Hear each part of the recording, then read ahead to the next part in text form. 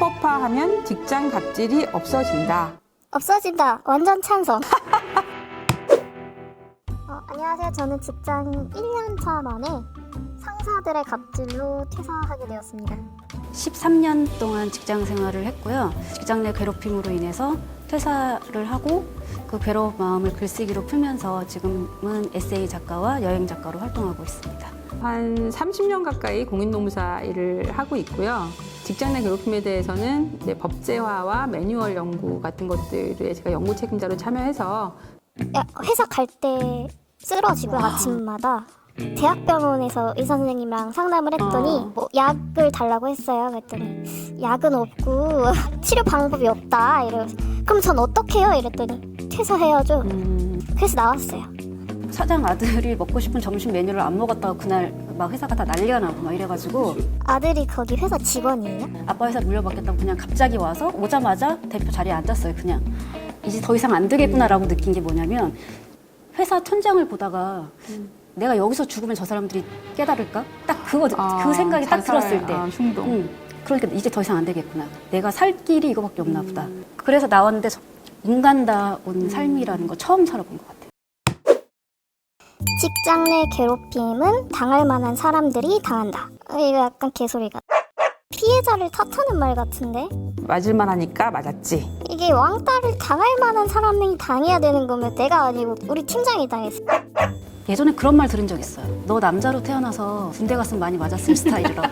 한 번도 지각한 적 없거든요. 6시 되면 저는 가방 들고 무조건 나가요. 그런 소리 많이 들었어요. 뭐 이렇게 당당하게 퇴근을 하냐. 저는 그냥 제 갈 길 가야 되니까 남들보다 항상 일찍 출근해서 할 거 다 해놨으니까 제가 생각해도 조직 생활을 잘하는 스타일은 아니었던 것 같아요. 좀 남이랑 다르니까가 되게 많이 이유가 될 수가 있어요. 사회성이 떨어진다고 하던데? 떨어진다.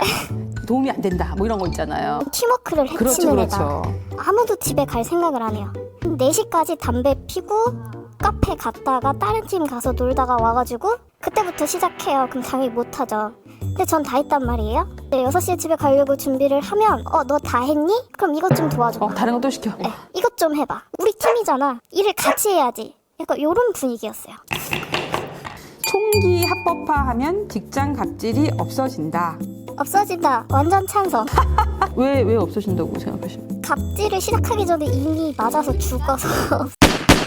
미국은 총기가 합법화된 나라잖아요. 직장 괴롭힘이 발생하면 상대방이 총을 들고 와서 죽이는 거예요. 고잉 포스탈이라는 그런 다큐나 이런 게 있는데 그 20배원 이런 분들을 고용하고 있는 회사인데 해고 당한 다음에 한 1년 만이가 나타나가지고 자기가 있던 우체국에 들어가서 거기 자기를 해고하는 데 기여한 사람들을 다 쏴 죽이고 해서 이런 사건이 있었는데 그게 한두 사건이 아니고 굉장히 많은 사건이 있어서 우체국이 그런 위원회를 열어서 보고한 적이 있어요.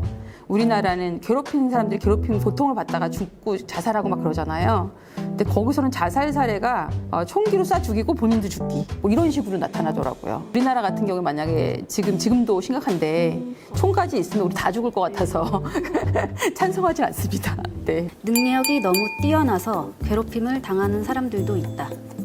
원래 어릴 때부터 좀 욕심이 많고 승부욕이 강해서 뭐 하나 하면 좀 끝장을 봐야 되거든요. 근데 저희 때는 이제 승진이나 여러 가지 있어서 영어 시험 점수를 이제 매번 제출을 해야 되는데 영어 공부를 했는데 그래서 제가 이제 토익 만점을 받았어요. 그거를 제출했더니 제 부서가 아닌 다른 일까지 모든 영어에 관련된 일은 다 저한테 오는 거예요. 저는 제 일이 아닌데 몇 번은 했지만 이제 나중에는 못한다 안 한다 했더니 비꼬기 시작하는 거예요. 왜 못해? 만점이라며. 양아치네요. 그래서 몇 번 거절하면 못하는 이상한 사람 되는 거고 또 해주면 해주는 대로 끝까지 이 사람 해주면 저 사람도 들어오고 계속 그러니까 이게 괴롭힘이 될 수 있겠구나. 잘하는 사람, 그러니까 잘하는 것도 괴롭힘이 되고 못하면 또 못한다고 괴롭히는 것도 있고 그런 것 같아요.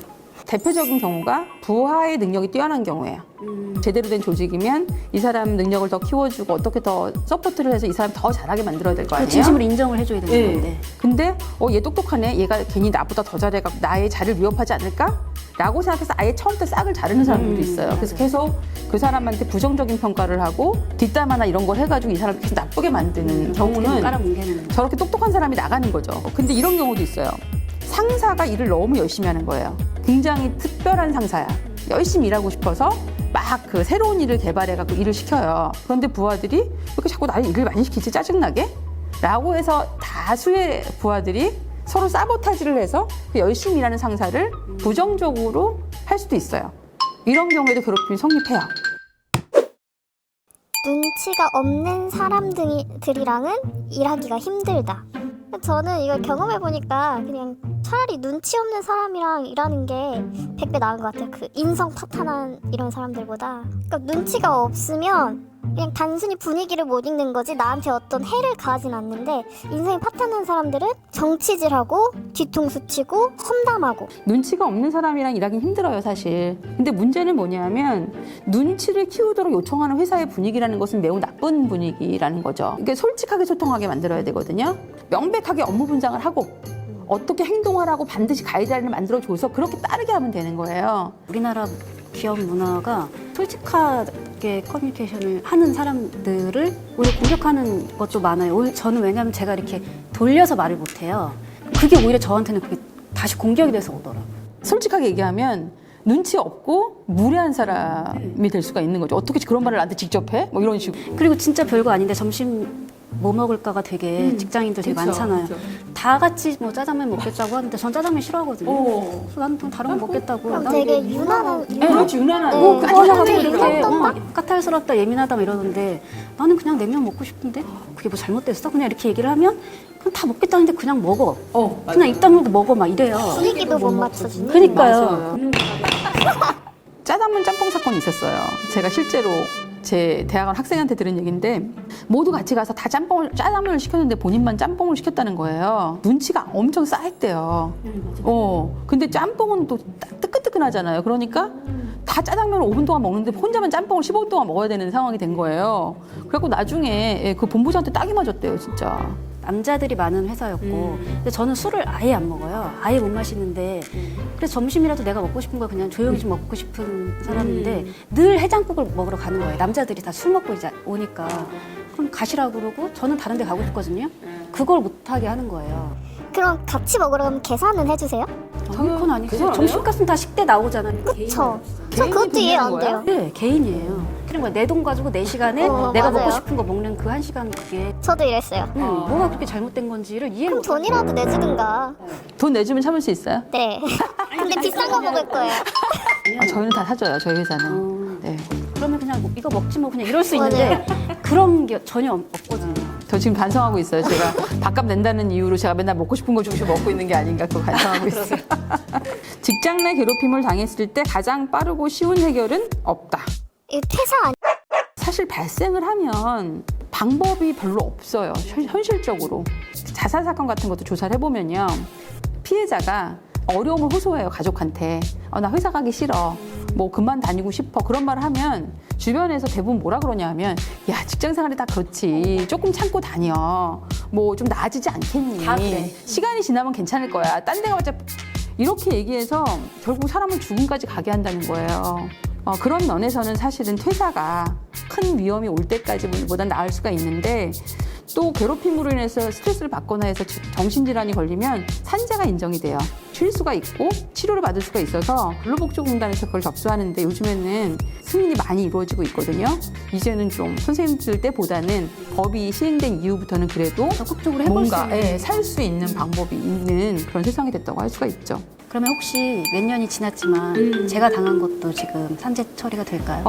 그건 좀 죄송스러운 게 현실적으로 너무 많이 지나면 입증이나 이런 게 좀 어렵기 때문에 그렇긴 하지만 법적으로는 3년 안에는 신청할 수 있다고 볼 수 있어요.